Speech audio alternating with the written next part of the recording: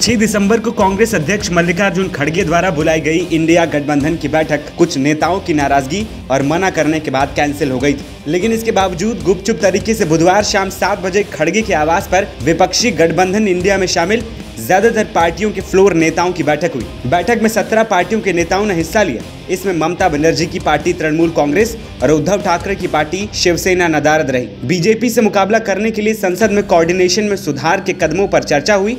साथ ही यह भी निर्णय लिया गया कि जल्द ही गठबंधन के शीर्ष नेतृत्व की बैठक होगी। कांग्रेस अध्यक्ष मल्लिकार्जुन खड़गे ने बैठक के बाद अपने आधिकारिक एक्स हैंडल से पोस्ट कर कहा, सभी दलों के नेताओं के परामर्श से जल्द ही इंडिया दलों की बैठक की तारीख तय हो जाएगी। जुड़ेगा भारत, जीतेगा इंडिया। मल्लिकार्जुन खड़गे के आवास पर इस बैठक में कांग्रेस नेताओं में लोकसभा में पार्टी के नेता अधीर रंजन चौधरी और राज्यसभा में उपनेता प्रमोद तिवारी, कांग्रेस महासचिव केसी वेणुगोपाल और कांग्रेस महासचिव जयराम रमेश शामिल हुए। साथ ही जेडीयू नेता ललन सिंह, समाजवादी पार्टी के नेता राम गोपाल यादव और एसटी हसन, आरएलडी के जयंत चौधरी के साथ गठबंधन के कई दलों के नेता मौजूद रहे।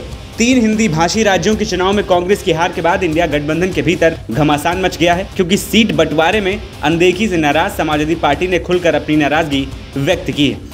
लोकसभा चुनाव 2024 में बीजेपी से मुकाबला करने के लिए बने इंडिया गठबंधन में कम से कम 26 पार्टियां शामिल। अब तक इस गठबंधन की 3 बड़ी बैठकें पटना, बेंगलुरु और मुंबई में हो चुकी हैं। सूत्रों के मुताबिक विपक्षी नेता अब साझा रैलियों की योजना बनाएंगे, जिन्हें विधानसभा चुनावों के कारण रोक दिया गया था।